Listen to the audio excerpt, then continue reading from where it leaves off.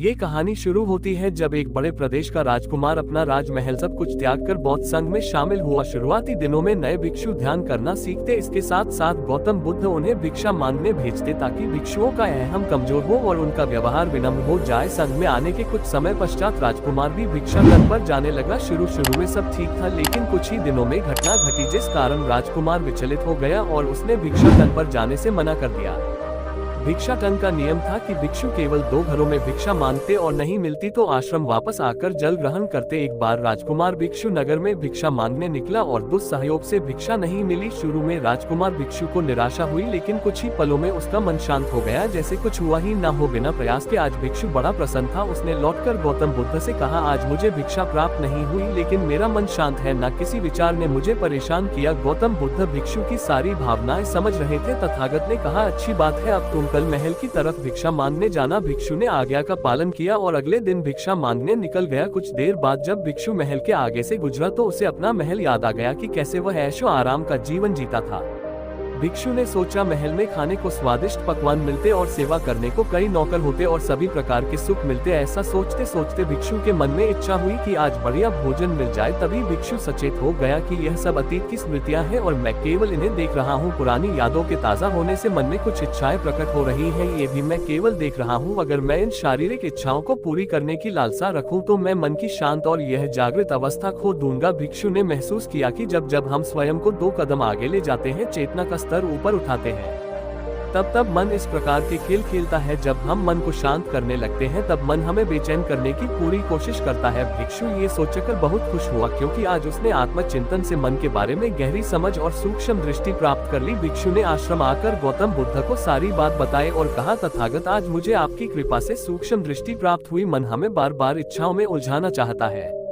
महल को देखकर मुझे भी पुराने सुखों का स्मरण हो आया, लेकिन आज भी विचार मुझे छू नहीं पाए। गौतम बुद्ध ने कहा, अच्छी बात है, कल नगर की दक्षिण दिशा में जाना, वहाँ एक हवेली है, वहाँ मन और विचारों पर उपदेश देकर आना। भिक्षु बहुत खुश हुआ। आज वो जल्दी चल रहा था क्योंकि वो उपदेश देने जा रहा था। पर दोस्तों, इस बार की यात्रा भिक्षु पर भारी पड़ने वाली थी। कुछ ही देर में भिक्षु हवेली पहुँचा और भिक्षा के लिए आवाज लगाए। आवाज सुनकर एक सुंदर युवती बाहर आई। भिक्षु ने सोचा कि इस युवती की सुंदरता को देखकर मेरे मन में कोई विचार नहीं आना चाहिए, क्योंकि मेरा यहाँ आने का प्रयोजन तो इसको उपदेश देना है। युवती ने भिक्षु को प्रणाम किया और कहा, आइए पहले भोजन ग्रहण कीजिए। भिक्षु ने भोजन किया, फिर सोचा कि उपदेश देने से पहले थोड़ा आराम कर लेता तो अच्छा होता। भिक्षु ये सब सोच ही रहा था। इसी बीच युवती ने कहा, श्रीमान, आपने अभी अन्न ग्रहण किया है, अब थोड़ा आराम कर लीजिए, फिर उपदेश शुरू करना। ये सुनते ही भिक्षु सतर्क हो गया। जो योजना वह मन में बना रहा था, यह महिला वह सब बिन बताए करती जा रही थी। भिक्षु ने सोचा, ये सब संयोग है, यहाँ लोग भोजन के बाद आराम करते होंगे। फिर भिक्षु आराम करने लेट गया और विचार करने लगा कि महिला कितनी समझदार है और इसकी सुंदरता बेजोड़ है। अगर मैं राजकुमार होता तो ऐसी ही स्त्री के साथ विवाह करता। भिक्षु के मन में ऐसे ही कुछ विचार चल रहे थे। इतने में युवती फिर से आए और बोली, अगर आप राजकुमार होते तो मुझे उपदेश कैसे रहते? भिक्षु जी, आप तो मुझे उपदेश देने आए थे ना? युवती का इतना कहते ही भिक्षु को स्पष्ट हो गया कि युवती तो मन पढ़ सकती है। भिक्षु घबरा गया और हाथ जोड़कर पूछा, क्या आप मेरा मन पढ़ सकती हैं? युवती ने कहा, क्षमा कीजिए, ध्यान करते करते मेरा मन शांत हो गया है,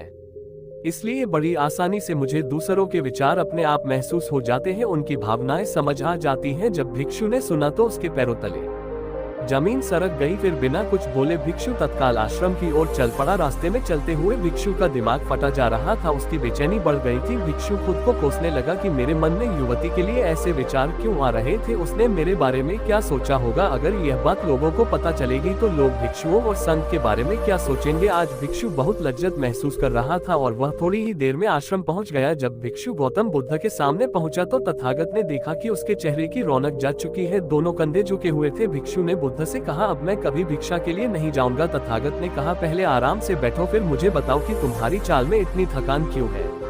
आज तुम्हारे चेहरे पर तेज की जगह गलानी की भावना क्यों है? भिक्षु ने सारी बात बताई और कहा, मैं सब कुछ जानते हुए भी महिला की सुंदरता के बारे में और अन्य चीजों के बारे में सोच रहा था। मैं मन से पूरी तरह हार गया, अब मैं कभी उस दिशा में नहीं जा पाऊंगा। मैंने बौद्ध संघ का भारी अपमान किया है। गौतम बुद्ध ने कहा, सबसे पहली बात, परेशानी को बड़ा चढ़ाकर मत सोचो। अगर कुछ बुरा हो जाए तो एकदम से यह मत सोचो कि सब खत्म हो गया। बिना सोचे निष्कर्ष पर मत जाओ। दूसरी बात, ध्यान दो कि कहीं तुम नकारात्मक विचारों के साथ अतिशयोक्ति करने वाले शब्दों का प्रयोग तो नहीं कर रहे, जैसे मैं हमेशा हारता हूँ, जीवन में कुछ नहीं बचा, मैं मन से पूरी तरह हार गया, मेरे साथ कोई नहीं है। क्योंकि ऐसा करने से मन अति भावुक और विचलित हो जाता है और नकारात्मक विचारों के चक्र में फंसा रहता है। तथागत के शब्दों से राजकुमार भिक्षु के मन को सांत्वना मिली। भिक्षु ने पूछा, अगर मैंने अपने मन को जीत लिया था तो फिर मन ने मुझे परेशान क्यों किया? गौतम बुद्ध ने कहा, सबसे पहले ये समझो कि विचार पैदा कैसे होते हैं। पहले बाहर कुछ हुआ, फिर उस घटना के प्रति अंतर्मन ने प्रतिक्रिया की। इस कारण शरीर में भावना या सनसनी पैदा हुई। फिर इस सेंसेशन या फीलिंग के प्रति तुम्हारे सचेत मन ने यानी कॉन्शियस माइंड ने प्रतिक्रिया की। इस आखिरी स्टेप को हम विचार कहते हैं। भिक्षु ने पूछा, हमको परेशान करने की विचारों में इतनी शक्ति आती कहाँ से है? गौतम बुद्ध कहते हैं कि हम खुद विचारों को ये शक्ति प्रदान करते हैं। जब आप जजमेंट और सही गलत के टैग लगाकर विचारों को देखते हो तो उनके प्रति रिएक्ट करने लगते हो। एक विचार के साथ अन्य विचार भी सोचने लगते हो। जब तक आप खुद को जज करोगे तब तक मन आपको नीचा दिखाकर हावी होता रहेगा। भिक्षु ने पूछा, फिर मन शांत कैसे होगा?